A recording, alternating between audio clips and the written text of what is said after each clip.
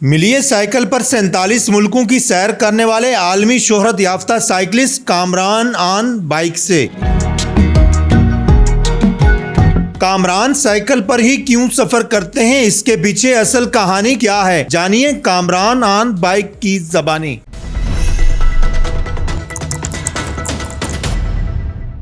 World famous cyclist Kamran on bike हमारे साथ मौजूद हैं, इनसे हम बात करते हैं। कामरान भाई, कैसे ये जुनून साइकिल का शुरू हुआ फर्स्ट टाइम? जब मैं छोटा सा था, तकरीबन 12 साल की उम्र का, तो तब से मुझे ये साइकिलिंग का शौक़ शुरू हुआ। पहला सफ़र था मेरा लिया से चौकाज़म का, जो कि तकरीबन 26 किलोमीटर बनता है। तो एक दोस्त को पीछे बिठाकर मैं वहाँ पहुँचा चौकाज़म। वहाँ में एक और दोस्त मिल गया, तो फिर एक दोस्त आगे बैठा है, एक पीछे बैठा है, 26 किलोमीटर वापस। तो रास्ते में हम नहरों पर रुकते रहे, वहाँ नहाते थे, खाना कोई फ्रूट श्रूट खाते थे।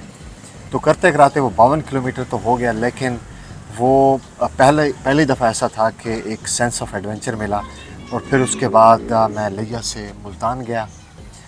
उसके बाद लिया से लाहौर का सफ़र था, तकरीबन 400 किलोमीटर का, 2 दिन का। तो बस वहाँ से एक बुनियाद पड़ी और फिर दुनिया का चक्कर लगाने लगे। साइकिल पे जाते हैं हर जगह, मुश्किलात कौन कौन सी कंट्री में हुई, जब अगर खुदा न खास्ता ये ख़राब हो जाती है, उसके मुतबादिल आप कैसे करते हैं? और स्टार्ट में जैसे कि हमें मालूम हुआ कि आपके जो वालिद मोहतरम थे वो भी बिल्कुल पंक्चर लगाते थे और फिर जो है टायर बेचकर अपना गुजारा चलाते थे, तो किस तरह ये सब कुछ अफोर्ड करते थे?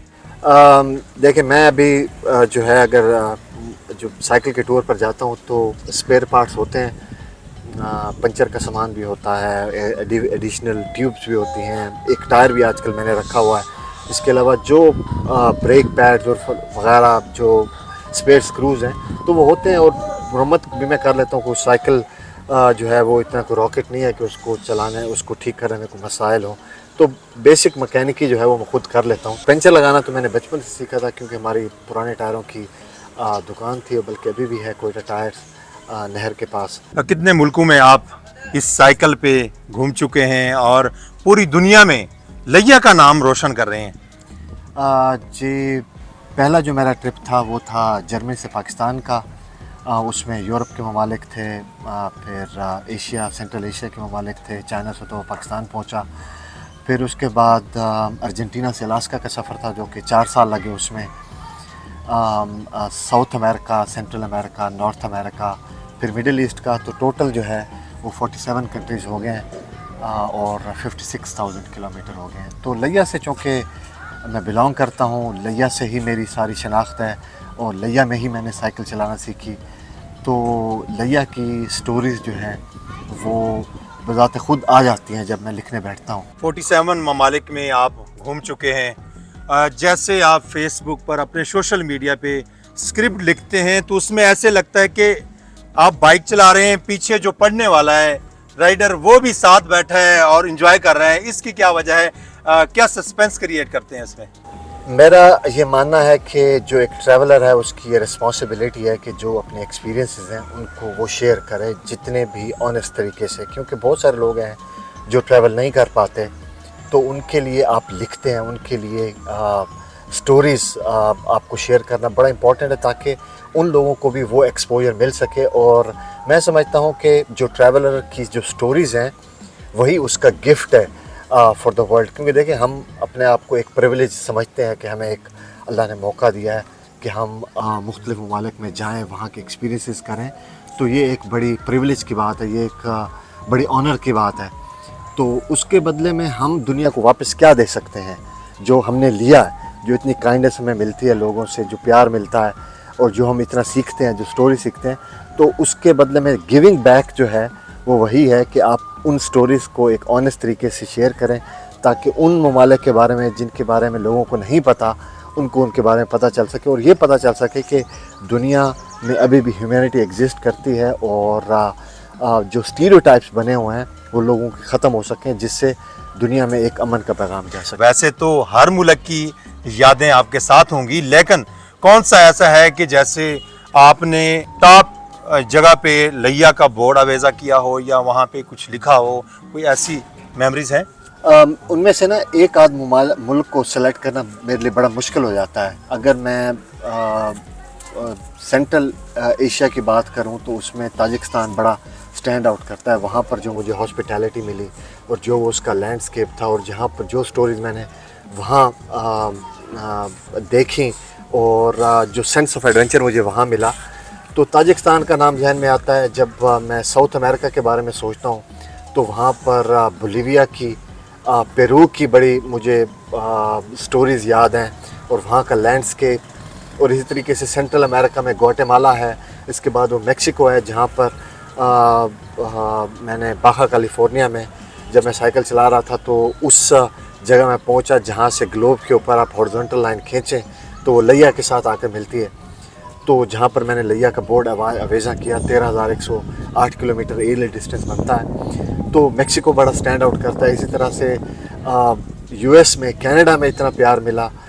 तो इसके अलावा जब मैं साइकिलिंग कर रहा था मिडिल ईस्ट में तो सऊदी के बारे में मुझे बिल्कुल नहीं पता था। जो किताबों में दुनियात में पढ़ते हैं बस वही पता था, लेकिन सऊदी में जो फिर जो स्टोरीज़, जो ह्यूमन काइंडनेस, जो लैंडस्केप, तो एक कंट्री को सेलेक्ट करना बड़ा मुश्किल है। तो इसलिए मैंने कुछ नाम ले दिए। साइकिलिस्ट बन गए, असिस्टेंट कमिश्नर, ब्यूरोक्रेट्स बन सकते थे, कुछ और। देखें, जब एक इनर कॉलिंग आपको होती है और इनर कॉलिंग ये है कि इंसान जो एक महसूस करता है कि मुझे उस सफ़र पर जाना चाहिए, तो उसके लिए फिर जो है आपको कुर्बानियाँ देनी पड़ती हैं। इन दी एंड जो है आपकी इंटरनल जो सेटिस्फेक्शन है वो मैटर करती है। कोई भी मटेरियलिस्टिक अवार्ड इसको कह लें या मटेरियलिस्टिक एकम्प्लिशमेंट या करियर में जब आप ग्रो कर रहे होते हैं तो वो चीज़ें, पैसा, फेम, ये चीज़ें सारी मैटर नहीं करती। इन दी एंड आप जब अकेले होते हैं उन खाली रोड्स के ऊपर जहाँ पर आपको बाज़ औक़ात हफ्तों भी अपने साथ अकेले गुजारने पड़ते हैं, तो इन दी एंड जो आपकी इंटरनल सेटिस्फेक्शन है वही चीज़ मैटर करती है और मैं बड़ा खुश हूँ। ये भी कहना, जैसे जब आपने साइकिल स्टार्ट की तो कभी ऐसा तो नहीं हुआ कि घर से डांट पड़ी हो? क्योंकि स्टार्ट में कोई भी काम करते हैं तो थोड़ी सी मुश्किलात तो होती हैं। डांट क्या, मार भी पड़ी है। बचपन में जब मैं साइकिल चलाता होता था और कभी टूर करके आता था तो भाई ने मुझे डंडों से भी मारा है। कहता था तुम्हारी टांगें तोड़ दूंगा अगर तुमने साइकिल चलाई। हम तुम्हें चाहते हैं कि तुम्हारे ऊपर हम इतना मेहनत कर रहे हैं, तुम खुद भी मेहनत कर रहे हो, हम चाहते हैं कि तुम पढ़ लिख कर कोई अफसर बनो, जो कि हर माँ बाप की और हर बड़े बहन भाई की ख्वाहिश होती है। मेरा मैसेज हमेशा यही होता है कि देखें, जितनी भी मुश्किलात आएँ, आपको अपने अंदर जो अपने ख्वाब हैं या आपका जो पैशन है आप उसको मरने नहीं दे सकते। क्योंकि मेरा ये मानना है कि जब आप अपने अंदर की दिल की आवाज़ को आप फॉलो करते हैं तो उसी में ही आप अपना पैशन डिस्कवर करते हैं। और जब आप पैशन डिस्कवर करके आप पैशन के पीछे चलते हैं, उस पूरे सफ़र के दौरान में यू एक्वायर सर्टेन स्किल्स, आप कुछ स्किल्स ढूंढते हैं या आप उस फील्ड में एक एक्सीलेंस के ऊपर जाते हैं। जब साइकिल चलाते रहें तो आप साइकिलिंग के एक्सीलेंस पर पहुंचेंगे। फ़ोटोग्राफी करते हैं तो फ़ोटोग्राफी की एक्सीलेंस में, स्टोरी टेलिंग पे जाएंगे तो उसकी एक्सीलेंस में जाएंगे। तो जो काम आपको पसंद है उसको फॉलो करें और उसकी एक्सीलेंस तक पहुँचें। और फिर जब आप एक्सीलेंस पर पहुँचेंगे तो फिर आप इस दुनिया को, इस माशरे को, इस यूनिवर्स को अपना वो गिफ्ट दे सकते हैं जिसकी उस दुनिया को ज़रूरत है।